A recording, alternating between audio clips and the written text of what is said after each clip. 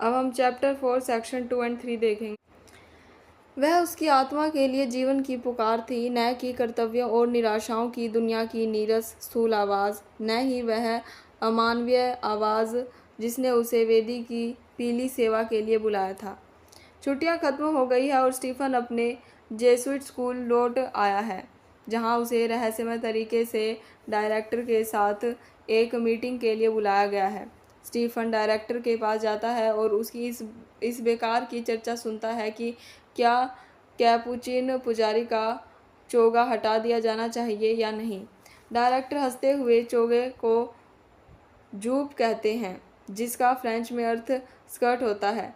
Stephen अजीब महसूस करता है। जूब के उल्लेख से स्टीफन के दिमाग में महिलाओं के अधोवस्त्रों के विचार आते हैं। स्टीफन सोचता है कि डायरेक्टर स्कर्ट का जिक्र क्यों करते हैं, और उसे लगता है कि पुजारी महिलाओं के उल्लेख पर स्टीफन की प्रतिक्रिया का परीक्षण कर रहे होंगे।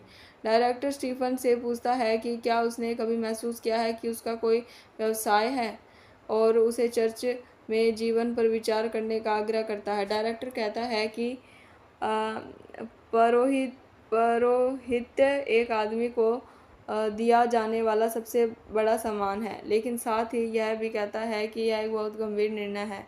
पहले तो स्टीफन पौरोहित्य के विचार से इंट्रिग्यूड होता है और खुद को एक प्रशंसित, सम्मानित, शांत और गंभीर पुजारी के रूप में अपने कर्तव्यों का पालन करते हुए देखते हैं। हालांकि जैसा कि वह चर्च में अपने लिए एक सादे और व्यवस्थित जीवन की कल्पना करता है, उसके अंदर एक गहरी बेचैनी जलने लगती है। वह स्कूल से घर वापस आता है और वर्जिन मेरी के एक मंदिर के पास से गुजरता है, लेकिन उसे प्रति आश्चर्यजनक रूप से उदासीन महसूस करता है। जब स्टीफन अपने अव्यवस्थित घर को देखता है तो उसे पता चलता है कि उसका भाग्य चर्च के आशय में नहीं बल्कि दुनिया के जाल में ज्ञान सीखना है। घर पहुंचकर वह अपने भाइयों और बहनों से पूछता है कि उसके माता पिता कहाँ हैं।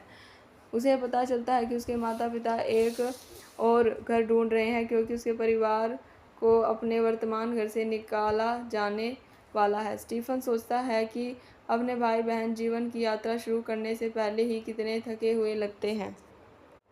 स्टीफन अधीरता से अपने पिता और ट्यूटर के विश्वविद्यालय में उनके प्रवेश की संभावना के बारे में खबर लेकर लौटने का इंतज़ार कर रहा है। स्टीफन की माँ इस विचार के प्रति शत्रुतापूर्ण है, लेकिन स्टीफन को लगता है कि उसके लिए एक महान भाग्य इंतज़ार कर रहा है। एक समुद्र की ओर चलने लगता है। रास्ते में शिक्षक भिक्षुओं के एक समूह से मिलता है। वह अन्य नमस्कार करने पर विचार करता है, लेकिन निष्कर्ष निकलता है कि उसकी ओर से उदारता की कल्पना करना असंभव है। वह कविता के कुछ अंश सुनाता है और पानी पर प्रकाश को देखता है। स्टीफन को उसके कुछ सहपाठी तैरते हुए मिलते हैं और वे मजाक में उसका नाम ग्रीक में लेकर उसका अभिवादन करते हैं।